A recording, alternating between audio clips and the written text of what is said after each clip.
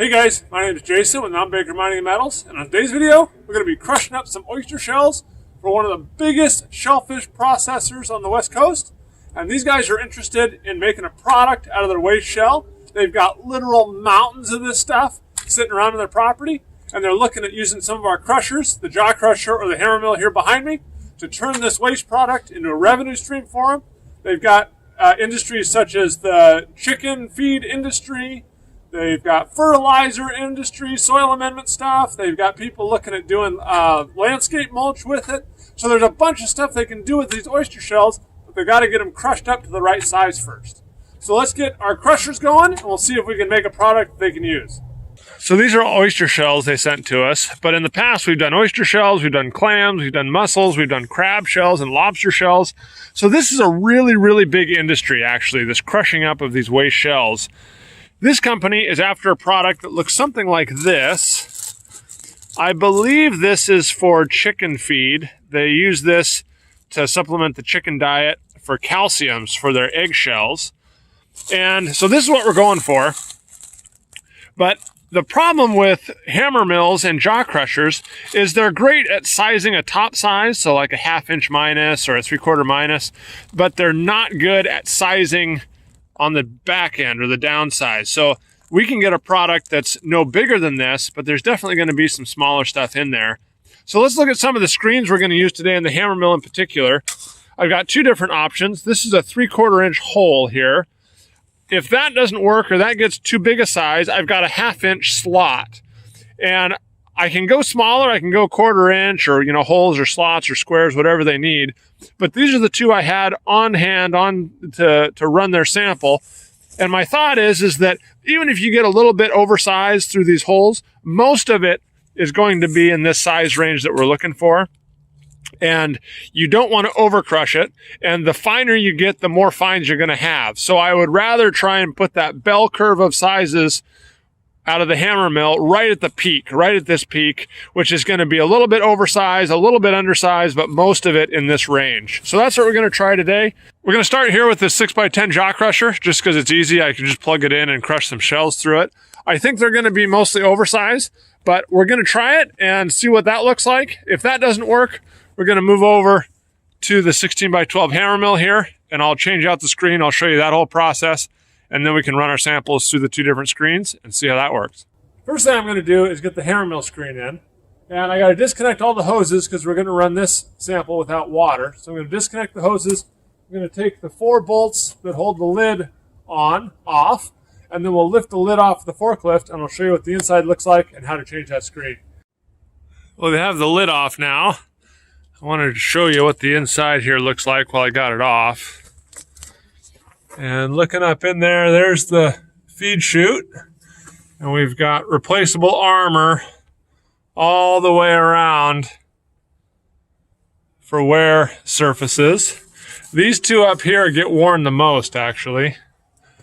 Side armor here that is all bolt-on and replaceable. And as you can see, it comes really pretty clean. I mean, I was running this yesterday with some gold ore in it. And it's not like there's a bunch of sand and muck and stuff all stuffed up in there. So it comes pretty clean. Here's the rotor assembly of the mill. This is right here is the wear surface of the hammers. So you can see that. These are fairly new. I've probably run maybe a couple tons through here. But you can see they don't wear very fast. I mean, I'm going to get several tons. I'm going to get 20 or 30 tons out of these set of hammers before they wear out. And oftentimes what will happen is the leading edge here wears down and rounds real bad. And then you can take the hammers and turn them around and you get a whole nother surface on this side. So you run for 15 or 20 tons, turn the hammers around and get another 10 tons out of them. There's the screen. It wraps all the way down underneath and comes up to a stop here. So I'm just going to take that screen. I got to loosen the armor bolts. There's lower armor here. So I'm going to loosen those. And then I'm just going to push the screen out backwards. It rolls out. And then I'll roll a new screen in, bolt the armor in, put the lid back on, and we'll be ready to run. All right, well now I got the screen started out. and I can just use this pry bar to pry the rest of the way out. This is a way easier job with 2 people, but you just kind of work it up out of there, and that screen will just roll out. I got to get with the hammer and bang around on it a little bit, but I'm going to roll that screen out, and then I'll show you how to roll the other one in.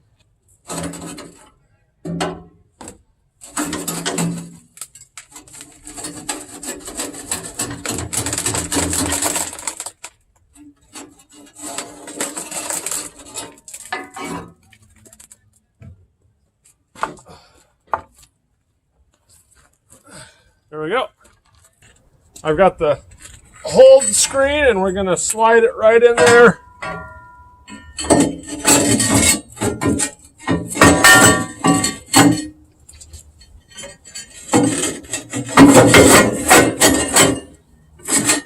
There we go. Just get it wrapped around, and we'll get it banged in there, and we'll be off to the races here. Okay, our screen's in there. We're all set to go. I don't know if I mentioned earlier, but these are chrome iron hammers. They're about 20% chrome, and they're extremely abrasion resistant. So that's what we use for general aggregate crushing or oyster shells, stuff like that, glass, recycling glass. And then for the electronics and the PCBs and the recycling and stuff like that, we use manganese steel hammers for those.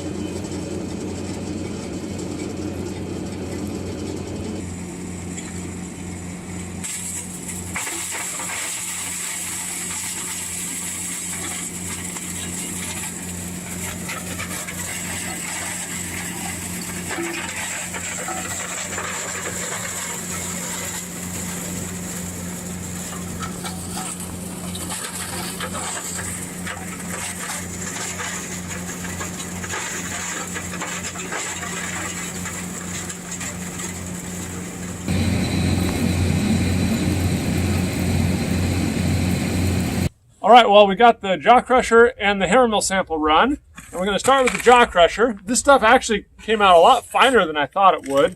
There's a lot of powder in here. So what I'm going to do is I'm going to take this stuff, and I've got 3 different size screens here. I've got a 1/2 inch, a 1/4 inch, and an 1/8 inch. And so we're going to screen the shells through these 3 different fractions, 3 different screens, and see what percentage of each size we get.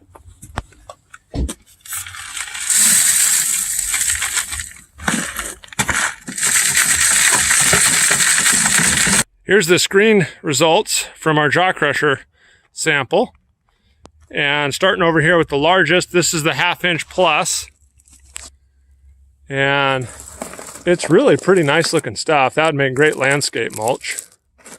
Then moving over here, this is the 1/2 inch to 1/4 inch. And that is also really nice looking stuff. Again, landscape mulch probably.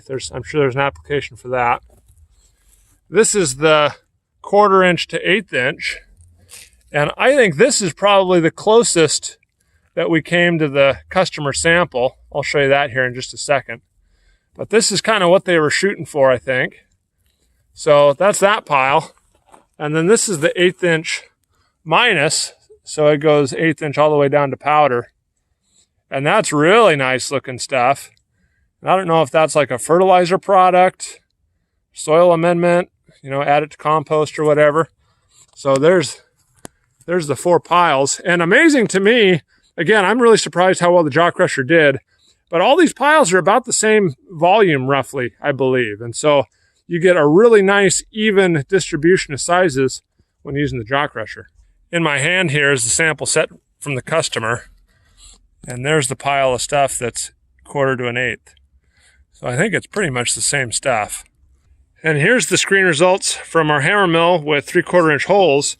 And you can see right away that there's hardly anything up here on the 1/2 inch plus side. And the most material is down here on the 1/8 inch minus.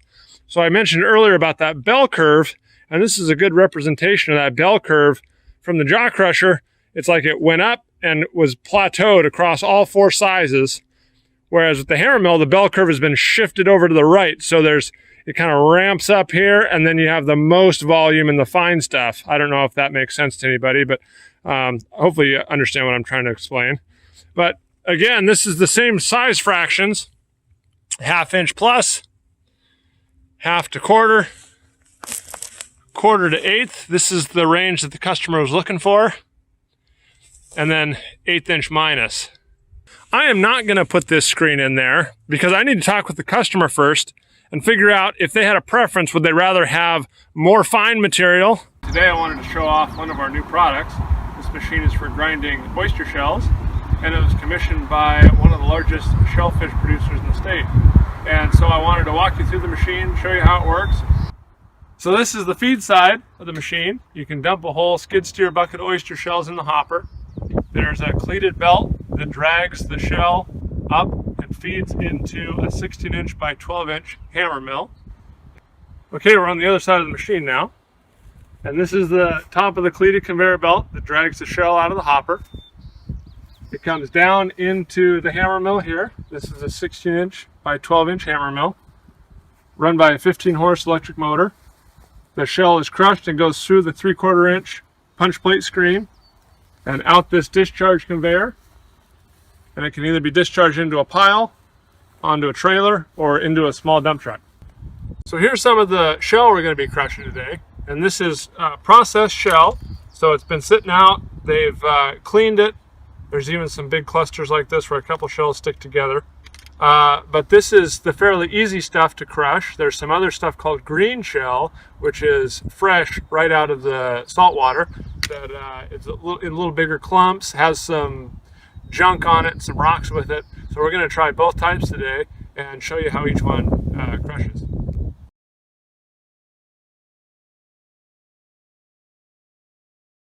And this is used for all kinds of stuff like chicken feed, soil amendments, fertilizer. They use it for landscaping mulch, washyball quartz of all things. Here's a look at the green shell that we crushed. You can kind of get an idea for the size that comes out of there. And here over on the edge here, there's some of the bigger pieces.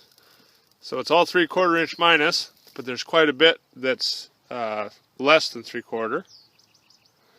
And we can crush one of these blue totes in about 10 minutes. And I think these weigh about 500 or 600 pounds a piece. So that kind of gives you an idea of the throughput.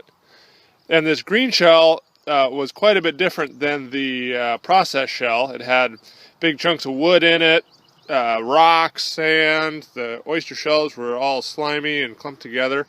But it didn't seem to matter in the hammer mill. It took it just fine and crushed it all down and discharged out the conveyor belt. So even the green shell crushed just great through the system.